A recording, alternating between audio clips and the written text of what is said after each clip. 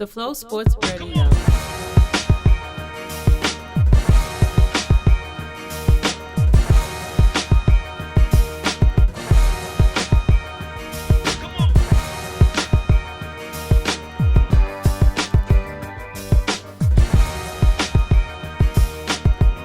Matthew Shack of the Flow Sports Radio Show, episode 70 Fizzle. You know what I'm saying? We are getting ready to let you know right now that nuclear arms race is on and popping in the NBA. I'ma say it again. You build a bomb, I build a bomb. You build a missile, I build a missile. You blow some stuff up, I blow some stuff up. And the Cleveland Cavaliers aren't going to sit back and let Golden State be big bank, take little bank, or the big dog on the yard and just whop and mollywop everybody. It ain't going down like that, homie. You know what I'm saying? They are already being talked to by the Indianapolis Pacers. Indiana Pacers. But who cares? They're from Indianapolis. The Indiana Pacers, you know what I'm saying, have already called the Cleveland Cavaliers to hand feed them Paul George. Really, man? You're going to just give Paul George to Cleveland Cavaliers? Yeah, because at the end of the day, I don't care how much we love basketball. I don't care how much we love sports. I don't care how much we love the game. It's a business. And I've been saying it's a business. So they are willing to part ways for them to get Kevin Love because they're smart enough to understand they'll be left high and dry without nobody coming to their games if they don't get a high profile and a high marquee value for Paul George. So they have already called them up. They're like, yo, dog, we got PG over here, homie. Why don't you give us, a couple of, fried bologna sandwiches and a bag of chips and Kevin Love, and you can have them. That's how it's going down in the NBA. You know what I'm saying? So they already have been offered Paul George already with a third team involved so they could figure out how they can get this done. Okay? Now, I'm hearing out of Cleveland that David Griffin, the GM, has basically been given his walking papers by Dan Gilbert.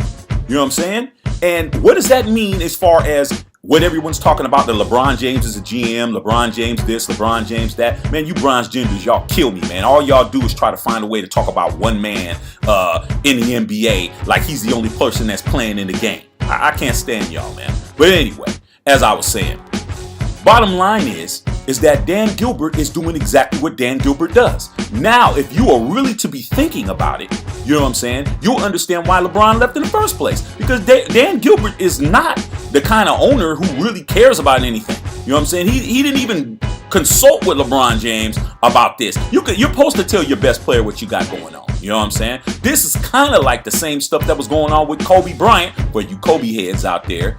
Kobe Bryant, when he was with the Lakers, when you had Jim Buss just doing whatever the hell he was doing, not telling nobody what he was doing. You know what I'm saying? Kobe's out there running around, having maximum minutes and doing all that kind of stuff, hurting himself, tearing Achilles and all the stuff that he was doing out there, giving his heart for the Lakers. And you got somebody in the back room, doing stuff that ain't supposed to be doing.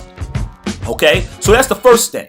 Second thing is, they're talking to Chauncey Billups about coming in and being the GM. Now, I'm not mad at that because Chauncey Billups and Tyronn Lue are great friends, man. They're good friends. They've been having dinner during the NBA Finals, and Mr. Big Shot knows how to win a chip. Mr. Big Shot knows what to do when it comes to these players, and he will be able to get some things done. But I'm just letting you know right now, man, it's very apparent that the Cleveland Cavaliers ain't just going to sit there and just concede to the Golden State Warriors that they're going to be the best team in basketball for the next 4 or 5 years. In my opinion, Golden State will be the best team in basketball for the next 4 or 5 years. But they're going to have to play Cleveland, and Cleveland going to have to figure out what they need to do. Last but not least, man, Cleveland Cavaliers, I keep saying that same name. Okay, didn't they just lose the NBA Finals a couple of days ago? Didn't they just get their asses handed to them? Didn't they just get cooked in 5 games? Why are we talking about the Cleveland Cavaliers? Because they're making moves. They're already talking to, in addition to talking about getting PG, they're talking to the Chicago Bulls about getting Jimmy Butler. Getting Jimmy Butler? Getting Paul George? Now, on paper, that doesn't sound like that's going to work because how are you going to make the money work? But let's just say it does. Let's just say they're able to get Paul George, Jimmy Butler, Kyrie Irving and LeBron James in a starting lineup. Let me tell you guys something right now. Y'all can hate all y'all want to. That right there could be enough to make this thing very interesting against Golden State and the Cleveland Cavaliers for the fourth time. That's what it's about. The NBA is only about two teams, Golden State, Cleveland. That's it. Nobody else matters. Sorry, I'm not a fan of either team.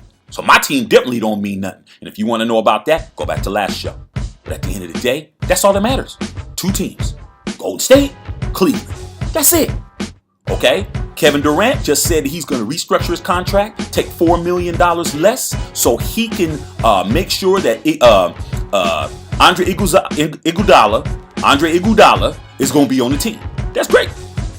But guess what? Other people are going to make moves too. So understand what's getting ready to go down. We got the NBA draft that's getting ready to happen on Thursday. So get ready for that. But until then, I told you guys, man. I tried to tell you guys, man. Thinking LeBron James is going to sit here and just let this go. He ain't going to let it go. Game on. Still Crazy Productions, baby. Man, my grandmama gave me that chain. What chain? Yeah, what chain?